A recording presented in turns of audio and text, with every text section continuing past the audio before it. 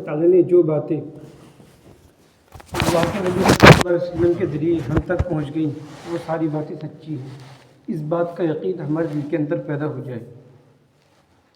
اس بات کا یقین کہ جہاں پر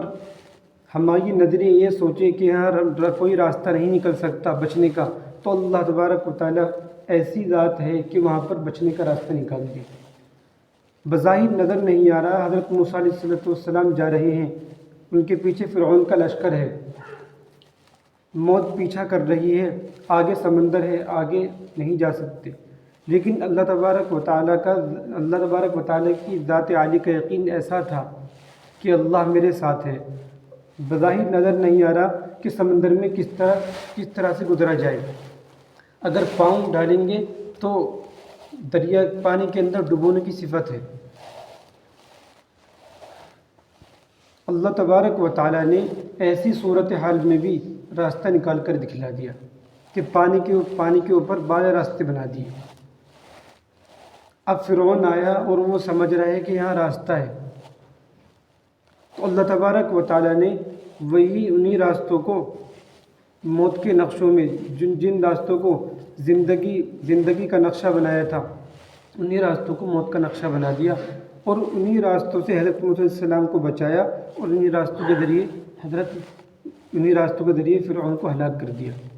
اللہ تبارک و تعالیٰ کی ایسی بڑی ذات ہے۔ حضرت یونس علیہ السلام کو مچھلی کے پیٹ میں رکھا کہ کوئی صورت نظر نہیں آتی بچنے کی،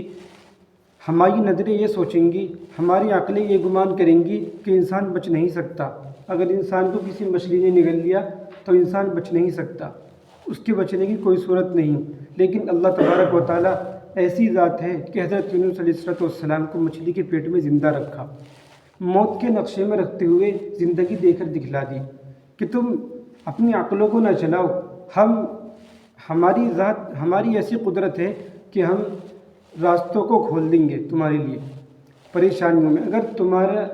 تمہارا یقین صرف ہماری ذات پر آ جائے۔ یہ ایمان ہے، یہ یقین ہونا چاہیے۔ حضرت ابراہیم علیہ السلام کو آگ میں رکھا، بظاہر ایسا لگ رہا ہے کہ آگ کے اندر جلانے کی صفت ہے، انسان بچ نہیں سکتا، لیکن اللہ تبارک و تعالیٰ کا حکم نہیں ہے تو آگ بھی جلا نہیں سکتی، کہ یقین ہمارے دلوں کے اندر پیدا ہو جائے کہ آگ ڈبونے میں اللہ تبارک و تعالیٰ کی اجازت کا محتاج ہے، آگ جلانے میں اللہ تبارک و تعالیٰ کی اجازت کی محتاج ہے، کہ چھری کاٹنے میں اللہ تبارک و تعالیٰ کی اجازت کی محتاج ہے۔ یہ سارے واقعات، یہ ساری چیزیں، یہ کوئی اتفاق نہیں، یہ ساری چیزیں یہ محض ایک حادثہ نہیں، بلکہ اللہ تبارک و تعالیٰ نے یہ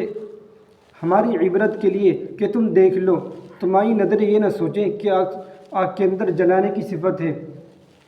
کہ آگ ہر حال میں جلائے گی، تمہاری نظریں یہ دھوکہ نہ کھا جائیں کہ پانی ہر حال میں ڈبوئے گا، بلکہ پانی بھی ہماری اجازت کا محتاج ہے، اور آگ بھی ہماری اجازت کی محتاج ہے۔ جب یہ یقین ہمارے دلوں کے اندر پیدا ہو جائے گا تو وہ مددیں ہمارے ساتھ ہوں گی جو مددیں صحابہ اکرام کے ساتھ تھی۔ ہمارا یہ کہہ دینا کہ وہ تو صحابہ اکرام تھے اور ہم ان کے درجے تک کہاں پہنچ سکتے ہیں، یہ بات ضرور ہے کہ ہم ان کے درجے تک نہیں پہنچ سکتے، لیکن ہاں وہ مددیں ہمارے ساتھ آ سکتی ہیں، کیونکہ صحابہ اکرام کی زندگی پہلے کیا تھی، صحابہ اکرام کی زندگی اگر بدلی تو اسی کلمے کے ذریعے، اس یقین کے ذریعے جو صحابہ اکرام کا اللہ تعالیٰ کی ذات عالی پر تھا، ورنہ تو ان کی زندگی بھی بہت بری تھی، بہت بدتر زندگی جی رہے تھے، انہیں حرام و حلال کی پہچان نہیں تھی، خون کو زمین پہ گرے ہوئے خون کو چاٹ لیا کرتے تھے، لیکن جب کلمہ پڑھا تو ان کی زندگی بدل گئی۔ اللہ تبارک و تعالیٰ کی ذات عالی پر یقین آیا تو اللہ تبارک و تعالیٰ کی مددیں ان کے ساتھ ہوئیں۔ تو صحابہ کرام کے ساتھ اللہ تبارک و تعالیٰ کی مددیں نہیں تھی، بلکہ ان کے ایمان کے ساتھ تھی، اس یقین کے ساتھ تھی جو صحابہ کرام کے دلوں کے اندر تھا۔ آج ہم اپنے دلوں کے اندر خود ہی جھانکیں کہ ہمارا یقین اللہ تعالیٰ کی ذات پر کیسا ہے، ہم خود ہی سمجھ جائیں گے، ہماری آنکھیں ہمارے الفاظ کا ساتھ نہیں دیں گی، ہم خود ہی پہچان لیں گے۔ اگر ہمارا یقین بھی ویسا ہو جائے تو اللہ تبارک و تعالیٰ کی مددیں ہمارے ساتھ بھی ہوں گی۔ یہ مایوسی ہمارے چہروں پر اسی لیے ہوتی ہے کیونکہ ہم ایمان کی محنت نہیں کر رہے، ایمان و یقین کو بنانے کی محنت نہیں کر رہے۔ یہ ایمان و یقین بنے گا کیسے اور یہ ایمان دنیا سے بچ کر جائے گا کیسے؟ تو آسان سی بات ہے، جس طریقے سے صحابہ کرام رضی اللہ عنہ اجمعین نے ایمان و یقین بنایا تھا، وہی طریقہ وہی محنت ہمارے لیے بھی ہے۔ وہی محنت ہم بھی کریں گے تو اللہ تبارک و تعالی ہمیں بھی اس یقین سے نوازیں گے جس یقین سے صحابہ کرام ہم کنارتے کہ کیا محنت تھی، ذکر کی مجلسوں میں بیٹھا کرتے تھے، ایمان کے حلقے لگایا کرتے تھے، لوگوں کے ہاتھ پکڑ پکڑ کر کہ آؤ ہمارے ساتھ، عبداللہ ابن رواحہ رضی اللہ تعالیٰ عنہ کہ آؤ تھوڑی دیر ایمان کی باتیں کریں، تھوڑی دیر اپنے رب پر ایمان لے آئیں۔ ہماری بھی یہ کوششیں ہوں گی تو یہی وہ حلقے ہیں، یہی وہ ایمانی حلقے ہیں جن سے صحابہ کرام کی تربیت ہوئی، جن سے صحابہ کرام ہمارے لیے نمونہ بن گئے ایسی تربیت۔ تو یہی مجلسیں ہمارے لیے بھی تربیت کا ذریعہ ہیں۔ ان مجلسوں کا ہم اہتمام کریں گے، ایمان کے حلقوں کا اہتمام کریں گے، اللہ تبارک و تعالیٰ اپنے یقین سے نوازیں گے۔ تو یہ ساری چیزوں کی محنت ہے، ایک مستقل محنت ہے۔ اس محنت کو کریں گے تو اللہ تبارک و تعالیٰ ہمیں بھی اس یقین سے نوازیں گے اور اس دنیا میں بھی کامیاب کریں گے اور آخرت، بعد مرنے کے آخرت کے اندر بھی کامیاب کریں گے۔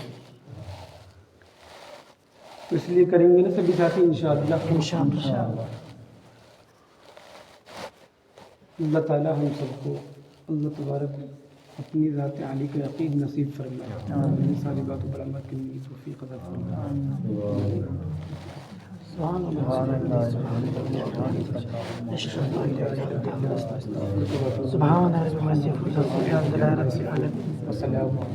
الحمد للہ رب العالمین۔